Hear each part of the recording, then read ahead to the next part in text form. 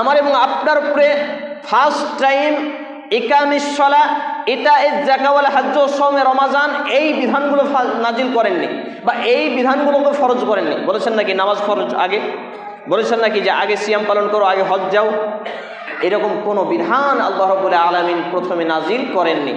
আমরা দেখতে পাই প্রত্যেক মুসলিম জীবনের উপরে, নর নারীর উপরে সালাত ফরজ হয় কবে? মুরু আওলাদুকুম বিসসালাহ, যখন তাদের বয়স 7 বছর হয় সালাতের জন্য তাগিদ করো। যখন তারা 10 বছরে চলে যায়, হালকা মৃদু মার দিয়ে হলে তাদেরকে মসজিদমুখী করো।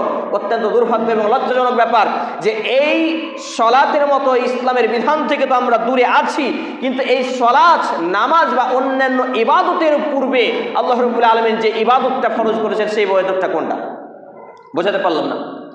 আল্লাহ রাব্বুল আলামিন এমন একটা সেকেন্ড নেই যেই সময় তার ইবাদত করা থেকে বঞ্চিত রেখেছেন বা বঞ্চিত থাকতে বলেছেন। মানব জাতিকে সৃষ্টি করার মাকসাদই কে হয়? আল্লাহ রাব্বুল আলামিন আমাকে আপনাকে সৃষ্টি করেছেন, এর উদ্দেশ্যটাই কি? আমরা যদি দেখি পবিত্র কোরআন সূরা আয-যারিয়াত সূরা নম্বর 51 আয়াত নম্বর 56 আল্লাহ তাআলা বলছেন, ওয়া মা খালাকতুল জিন্না ওয়াল ইনসা ইল্লা লিয়াবুদুন, মানুষ এবং জিন জাতিকে কেবলমাত্র ইল্লা লিয়াবুদুন, তারা তার রবের আব্দ হবে, গোলামি করবে, দাসত্ব করবে, ইবাদত বান্দেগী করবে, মূলত এই জন্যই সৃষ্টি করা হয়েছে।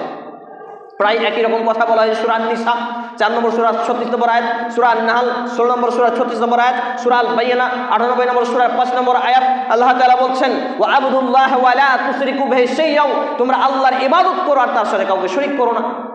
তাহলে এই আয়াতগুলো দিয়ে বোঝা যায় যে প্রত্যেকটা সেকেন্ড, এমনকি সেকেন্ডকেও যদি কোনো বিভক্ত করার কোনো যান্ত্রিক শব্দ বা বিষয় থাকে, সেই সময়টুকু আল্লাহর ইবাদত ছাড়া কোনো মুসলমানের বাচ্চা মুসলমান চলতে পারে না।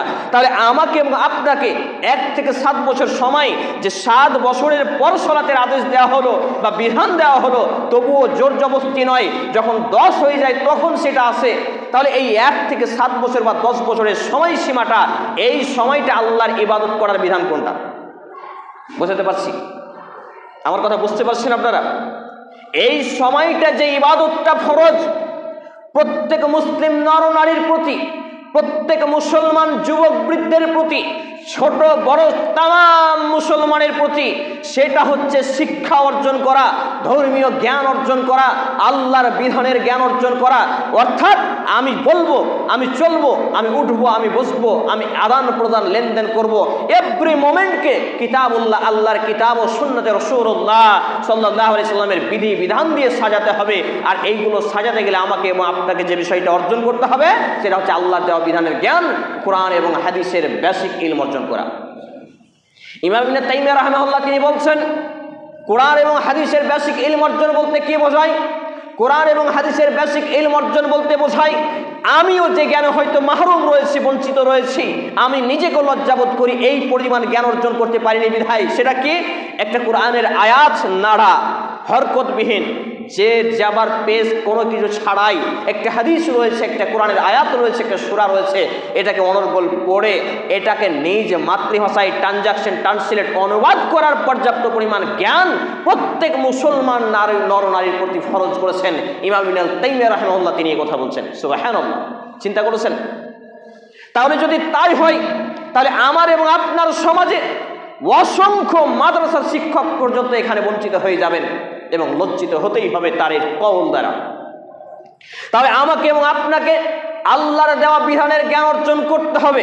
যদি আল্লাহর দেওয়া বিধানের জ্ঞান অর্জন না করি, তার ভয়াবহতা দৃষ্টান্তমূলক আপনাদের সামনে তুলে ধরি। এই যে মসজিদে ঢুকেছি আমরা, কিভাবে ঢুকেছি?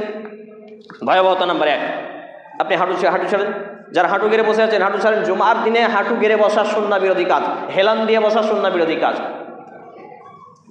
এই যে মসজিদে ঢুকলাম, দেখুন আল্লাহ দেওয়া বিধানের জ্ঞান অর্জন না করার ভয়াবহতাটা কি। মসজিদে ঢোকার পরে কিভাবে ঢুকেছি?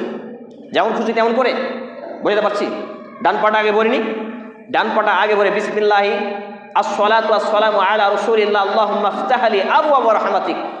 এই যে দোয়ার প্রথম অংশ, আমার বই হে আমার বোন সকল, দোয়া 3য় অধ্যায় কিতাবুদ দোয়া, এতে লিপিবদ্ধ রয়েছে, যেটা অনেক হুজুর আমার মতো যারা খুতবা দেন, আমার মতো যারা ইমামতি করেন, আমার মতো যারা বক্তব্য দেন, এরাই এই দোয়ার প্রথম অংশ জানেন না। অনেককে আমি জিজ্ঞেস করেছি, কি আসসালাতু ওয়াসসালামু আলা রাসূলিল্লাহ আল্লাহুম্মা ইফতাহ লি আবওয়াব রাহমাতিক। এই দোয়ার প্রথম অংশ সুনানে আবু দাউদ কিতাবুদ দোয়া এবং কিতাবুল আদাবে বর্ণিত হয়েছে। তাহলে এই ডান পা রেখে আমি যে এই দোয়াটা বলবো, তাহলে এই দোয়াটা আমাকে কি করতে হবে বোঝাতে পারছি না, জানতে হবে। জানাটা কোথা থেকে আসবে? শিক্ষার মাধ্যম দিয়ে আসবে। তাহলে আল্লাহর দেওয়া বিধান, আল্লাহর দেওয়া দিন, এই দিন বা বিধানের যদি ইলম বা জ্ঞান অর্জন আমি আপনি না করি, ভয়াবহতা বুঝতে পারছেন, মসজিদের ঢোকার আদব আমরা রক্ষা করতে পারবো না।